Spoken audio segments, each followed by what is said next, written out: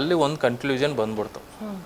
ಪ್ರೊಫೆಸರ್ಗೆ 2 ಮಕ್ಳು ಇದ್ದಾರೆ, ಮಿಸ್ಸಸ್ ಇದ್ದಾರೆ. ಸೊ ಇಲ್ಲಿ ಅವ್ರು ಕಾಲ್ ಮಾಡ್ಬೋದು ತಿರ್ಗಾ ಇವ್ರಿಗೆ ಏನಾದರೂ ಬೇರೆ ನಂಬರಿಂದ ಕಾಲ್ ಮಾಡ್ಬೋದು ಅಂತ ನಾವು ಅಲ್ಲಿ. ಆದರೆ ನಮ್ಗೆ ಗೊತ್ತಾಗಬೇಕಲ್ವ, ಕಾಲ್ ಮಾಡಿದ್ರೆ ಇವ್ರ ನಂಬರ್ನ ನಾವು ಇದು ಮಾಡೋದಕ್ಕೆ. ಅದು ಪೊಲೀಸ್ ಇನ್ಫಾರ್ಮೇಷನ್ ಮಾಡಿದಾಗ ಪೊಲೀಸವರು ಅದ್ರ ಬಗ್ಗೆ ಅವ್ರ ಕಾಲ್ ಬಂದಾಗ ನಾವು ಇದು ಮಾಡ್ತೀವಿ, ಟ್ರೈ ಮಾಡ್ತೀವಿ ಅಂತ ಇಟ್ಟಿದ್ರು. ಇದರಲ್ಲಿ ಏನಂದರೆ ನಿಮಗೆ ಅಲ್ಲಿಂದ 15 ಡೇಸು ಅವರು ಮೈಸೂರಿಗೆ ಬಂದಿದ್ದಾರೆ ಅಂತ ನಮ್ಗೆ ಗೊತ್ತಾಗಿಲ್ಲ.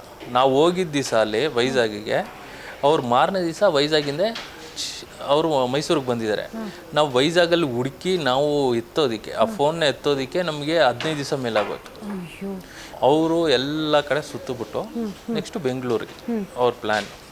ಆದರೆ ನಮ್ಗೆ ಮೈಸೂರು ಸಿಕ್ಕಿಲ್ವಲ್ಲ, ನಾವು ಅಲ್ಲಿ ಹುಡುಕ್ತಾನೆ ಇದ್ವಿ. ಲಾಡ್ಜ್ ಸಿಕ್ಬಿಡ್ತು, ಲಾಡ್ಜಿಂದ ಕೇಳಿದ ಮೇಲೆ ಈ ಥರ ಇದ್ದರು, ಅವರು ಇಲ್ಲಿಂದ ಬೇರೆ ಲಾಡ್ಜಿಗೆ ಹೋದರು, ಆ ಲಾಡ್ಜಲ್ಲಿ ಹೋಗಿ ಹುಡುಕಿದ್ವಿ.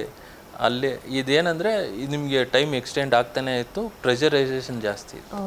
ಸೊ ಏನಾಯಿತು, ಮಗು ಏನಾಯಿತು, ಇಲ್ಲ ಎತ್ಕೊಂಡು ಹೋಗಿದಾರ, ಇದರಲ್ಲಿ ಏನಂದರೆ ವುಮನ್ ಟ್ರಾಫಿಕಿಂಗ್ ಇರುತ್ತೆ, ಬೇಜಾನ್ ಇರುತ್ತೆ. ಸೊ ಅದು ನಮಗೆ ಗೊತ್ತಿಲ್ಲ, ಇದು ಬಂದಿರೋದು ಹಿಂಗೆ ಆಗಿರೋದು ಅಂತ. ಸೊ ನಾವೇನು ಮಾಡಿದ್ವಿ, ಅಲ್ಲಿಂದ ಬಂದ್ವಿ.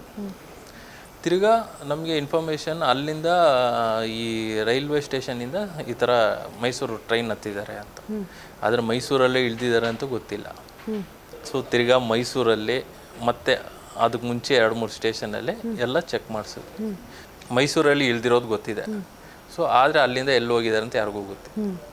ಮೈಸೂರು ಯಾವಾಗ ಹುಡ್ಕೋದು ಶುರು ಮಾಡಿದ್ವಿ, ಆವಾಗ ನಮಗೊಂದು ಇನ್ಫಾರ್ಮೇಷನ್ ಕಾಲ್ ಬರುತ್ತೆ, ಈ ಥರ ಒಂದು ಕಾಲು ಅವ್ರಿಗೆ ಬಂದಿದೆ ಅಂತ, ವೈಫಿಗೆ ಒಂದು ಕಾಲ್ ಬಂದಿದೆ ಅಂತ. ಸೊ ಅದು ಏನಂದರೆ ನಿಮಗೆ ಜಂಪಿಂಗ್ ಸಿಗ್ನಲ್ ಥರ ಸಿಗುತ್ತೆ. ಹೌದು, ಬಿಕಾಸ್ ನೀವು ಎಕ್ಸ್ಪೆಕ್ಟ್ ಮಾಡಿದ್ರಿ ಅಲ್ವಾ, ಕಾಲ್ ಬಂದೇ ಬರುತ್ತೆ. ಬಂದಿತ್ತು ಕಾಲ್ ಬಂದಿದ್ದು ಜಾಗದಿಂದ ಅವ್ರು ಚೆಕ್ ಮಾಡಿಸಿದ್ದಾರೆ. ಆದರೆ ಅದು ಬಂದು ನಿಮಗೆ ಆ ಡಿವಿಷನ್ನಲ್ಲಿ ಏನೂ ಸಿಗ್ತಾ ಇಲ್ಲ.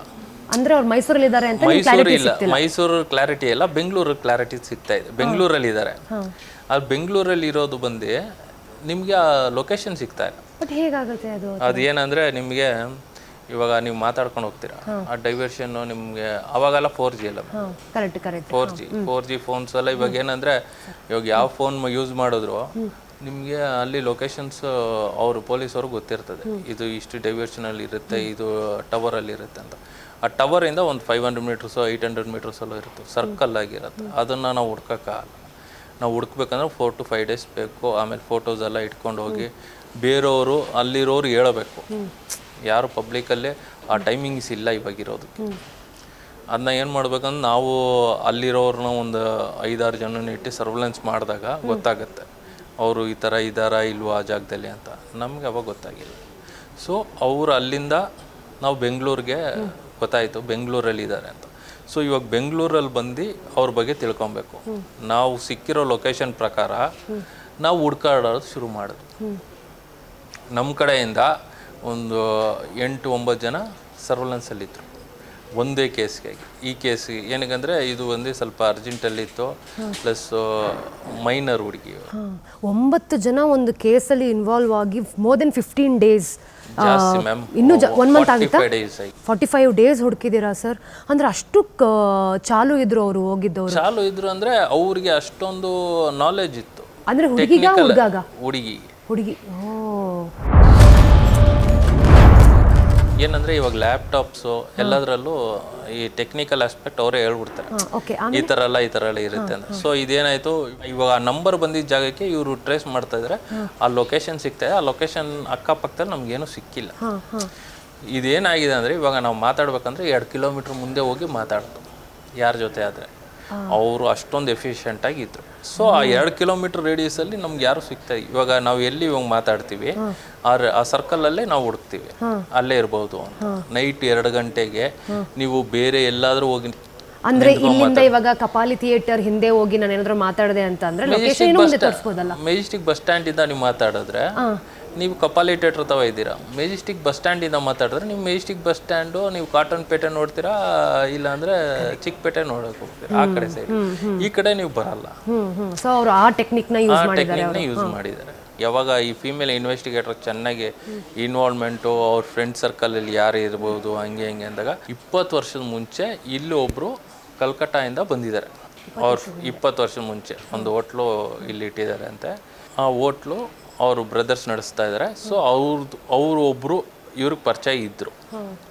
ಆದರೆ 20 years ಫ್ರೆಂಡ್ಶಿಪ್ ಅದು ಬಂದು ಅವರು ಓದ್ತಾ ಇದ್ದಾಗ ಫ್ರೆಂಡ್ಶಿಪ್ಪು, ಆಮೇಲೆ ಪ್ರೊಫೆಸರ್ ಓದ್ತಾ ಇದ್ದಾಗ ಫ್ರೆಂಡ್ಶಿಪ್ಪು, ಇವಾಗ ಅವ್ರಿಲ್ಲ. ಸೊ ಅವ್ರ ಲಿಂಕಲ್ಲಿ ಏನಾದ್ರು ಬಂದಿರಬಹುದಾ ಅಂತ ಒಂದು ಕಡೆ ಸ್ಲೈಟ್ಲಿ ಡೌಟ್ ಅವ್ರಿಗೆ ಬಂದಿದೆ. ಸೊ ಆ ಇನ್ಫಾರ್ಮೇಷನ್ ನಮಗೆ ಪಾಸ್ ಮಾಡಿದ್ರು.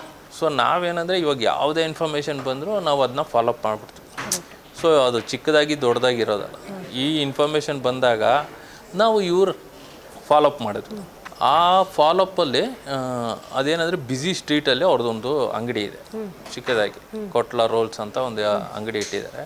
ಸೊ ಆ ಬಿಸ್ನೆಸ್ ನಡೀತಾ ಇದೆ. ಸೊ ನಾವು ಅಬ್ಸರ್ವೇಷನ್ ಮಾಡಿದ್ವಿ, ನಮಗೆ ಅಲ್ಲಿ ಏನೂ ಸಿಕ್ಕಿಲ್ಲ. ಒಂದು 5-10 ದಿವಸ 10 days ಆಗೋಯ್ತು.